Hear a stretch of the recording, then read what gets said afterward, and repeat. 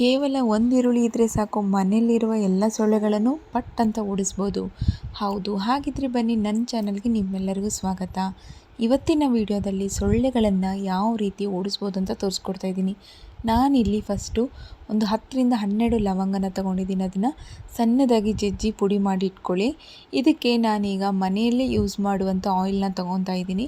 So ನೀವು ಬೇಕಾದರೆ ಇದಕ್ಕೆ ಬೇರೆ ಯಾವುದಾದ್ರೂ ಆಯಿಲ್ನ ಯೂಸ್ ಮಾಡ್ಕೋಬೋದು. ಯಾವ ರೀತಿ ಅಂದರೆ ಕಹಿ ಬೇವಿನ ಎಣ್ಣೆ, ಅದನ್ನು ನಾವು ಮನೆಯಲ್ಲೇ ತಯಾರಿಸ್ಕೋಬೋದು. ಅಥವಾ ನಿಮ್ಮ ಹತ್ರ ಕಹಿ ಬೇವಿನ ಎಣ್ಣೆ ಇಲ್ಲ ಅನ್ನೋ ಹಾಗಿದ್ರೆ ಸ್ಕಿಪ್ ಮಾಡ್ಕೊಳ್ಳಿ.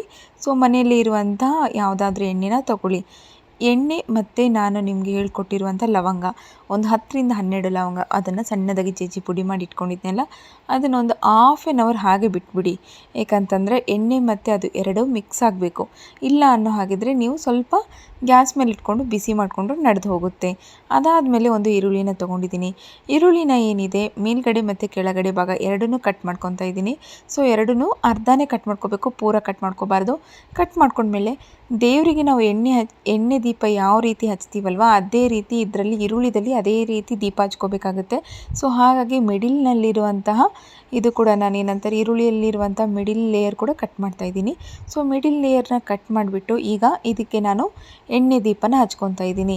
ಈ ಎಣ್ಣೆ ದೀಪ ಬಂದುಬಿಟ್ಟು ಸೊಳ್ಳೆಗಳು ಮನೆಯಲ್ಲಿ ಅತಿ ಹೆಚ್ಚು ಸೊಳ್ಳೆಗಳಿದ್ದರೆ ಈ ಲವಂಗ ಮತ್ತು ನಾನು ನಿಮಗೆ ಎಣ್ಣೆ ಏನು ತೋರಿಸ್ತಾ ಇದ್ದೀನಲ್ಲ ಆ ಎಣ್ಣೆ, ಇವೆರಡನ್ನೂ ಮಿಕ್ಸ್ ಮಾಡಿ, ಲವಂಗ ಮತ್ತು ಎಣ್ಣೆ ಎರಡನ್ನೂ ಮಿಕ್ಸ್ ಮಾಡಿ ಈರುಳ್ಳಿದಲ್ಲಿ ಹಾಕೋದ್ರಿಂದ ನಿಮ್ಮ ಮನೆಯಲ್ಲಿ ಒಂದು ಒಳ್ಳೆಯ ಪರಿಮಳ ಸ್ಮೆಲ್ ಇರುತ್ತೆ.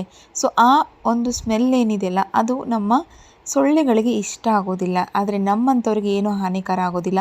ಮನೆಯಲ್ಲಿರುವ ಸಣ್ಣ ಮಕ್ಕಳಾಗಿರ್ಬೋದು, ವಯಸ್ಸಾಗಿರ್ಬೋದು, ಯಾರಿಗೂ ಏನೂ ಕಷ್ಟ ಆಗಲಾರ್ದೇ ಸೊಳ್ಳೆಗಳನ್ನು ಮನೆಯಿಂದ ಓಡಿಸ್ಬೋದು. ಹೆಚ್ಚು ಹಲವಾರು ರೀತಿಯ ಪ್ರಾಡಕ್ಟ್ಗಳು ಇದ್ದಾವೆ. ಆದರೆ ಅದರಿಂದ ನಮ್ಮ ಮಕ್ಕಳಿಗಾಗಿರ್ಬೋದು ಅಥವಾ ವಯಸ್ಸಾಗಿರೋರ್ಗೂ ಸ್ವಲ್ಪ ಕಷ್ಟ ಆಗುತ್ತೆ. ಆದರೆ ಈ ಒಂದು ಸಣ್ಣ ಸಿಂಪಲ್ ಮನೆಮದ್ದು ನಿಮ್ಮ ಮನೆಯಲ್ಲಿರುವಂಥ ಎಲ್ಲ ಸೊಳ್ಳೆಗಳನ್ನು ಚಟ್ಪಟ್ ಅಂತ ಓಡಿಸ್ಬಿಟ್ಟಿತ್ತೆ. ಹಾಗೆ ಬನ್ನಿ ನೆಕ್ಸ್ಟ್ ಟಿಪ್ ನೋಡ್ಕೊಂಡು ಬರೋಣ. ಇನ್ನೇನು ಬೇಸಿಗೆ ಬಂತು. ಬೇಸಿಗೆಯಲ್ಲಿ ಈರುಳ್ಳಿಗಳು ಕೆಡೋಕ್ಕೆ ಚಾನ್ಸೇ ಇಲ್ಲ, ಹೌದಲ್ವಾ? ತುಂಬ ಅಂದರೆ ತುಂಬ ಬೇಸಿಗೆಯಲ್ಲಿ ಫಸ್ಟು ಪ್ರಾಬ್ಲಮ್ ಆಗೋದು ಏನಪ್ಪ ಅಂದರೆ ಈರುಳ್ಳಿದು ತುಂಬ ಸೊಟ್ಟಿ ಬಿದ್ದುಬಿಡುತ್ತೆ. ಎಷ್ಟು ನೀವು 1 kg 2 kg ನಮ್ಮ ಮನೇಲಿ ಸಾಲೋದೇ ಇಲ್ಲ. ಅದು ಉತ್ತರ ಕರ್ನಾಟಕದ ಮನೆ ಕಡೆ ಅಂದರೆ ಸಾಲೋದೇ ಇಲ್ಲ. 5ರಿಂದ 10 kg ಈರುಳ್ಳಿ ಮನೇಲಿ ಇದ್ದೇ ಇರುತ್ತೆ. ಅದರಲ್ಲೂ ಈ ಹೊಲದಲ್ಲೆಲ್ಲ ಬೆಳೆಯೋರಿದ್ದರೆ ಮುಗದೇ ಹೋಯಿತು. ಕೆ ಜಿ ಗಟ್ಟಲೆ ಮನೆಯಲ್ಲಿ ಚೀಲಗಟ್ಟಲೆ ತಂದು ಕೊಟ್ಟೋಗ್ಬಿಡ್ತಾರೆ. ಇದನ್ನು ನಾವು ತುಂಬ ದಿನ ಸ್ಟೋರ್ ಮಾಡಬೇಕು, ಹೆಚ್ಚು ದಿನ ಸ್ಟೋರ್ ಮಾಡಬೇಕು, ಕೆಡಬಾರ್ದು. ಹಾಗೆ ಎಲ್ಲಕ್ಕಿಂತ ಮೇನ್ ಇಂಪಾರ್ಟೆಂಟ್ ಏನಪ್ಪ ಅಂದರೆ ಈ ಬೇಸಿಗೆಗಾಲದಲ್ಲಿ ಈರುಳ್ಳಿಗಳು ಸೊಟ್ಟಿಗಳೆಲ್ಲ ಹೊರಗೆ ಬರ್ತಾ ಇರ್ತವೆ. ಅದನ್ನು ನಾವು ಎಷ್ಟೇ ಕಸ ಜಾಡಿಸಿದ್ರು ಕೂಡ ಹೋಗ್ತಾನೆ ಇರೋದಿಲ್ಲ, ತುಂಬ ಸೊಟ್ಟಿಗಳು ಬಿಚ್ತಾ ಇರ್ತವೆ. ಹಾಗಿದ್ದಾಗ ಒಂದು ಬೆಸ್ಟ್ ಅಮೇಝಿಂಗ್ ಟಿಪ್ ಹೇಳ್ತೀನಿ. 2 ಲೀಟ್ರ್ ಬಾಟ್ಲ್ ತೊಗೊಳ್ಳಿ. 2 ಲೀಟ್ರ್ ಬಾಟ್ಲ್ ತೊಗೊಂಡು ಅದನ್ನು ಅರ್ಧ ಭಾಗದಾಗ ಕಟ್ ಮಾಡಿ ಇಟ್ಕೊಳ್ಳಿ. ಸೊ ನಿಮಗೆ ಎಷ್ಟು ಈರುಳ್ಳಿ ಬೇಕೋ ಅದನ್ನು ನೀವು ಇದರಲ್ಲಿ ಹಾಕಿ ಇಟ್ಕೋಬೋದು, ಸ್ಟೋರ್ ಮಾಡ್ಕೋಬೋದು. ಏನಿಲ್ಲ ಅಂದರೂ ಒಂದು ಅರ್ಧ ಕೆಜಿಯಿಂದ 1 kg ಹತ್ರ ಈರುಳ್ಳಿಗಳು ಸ್ಟೋರ್ ಆಗ್ತವೆ.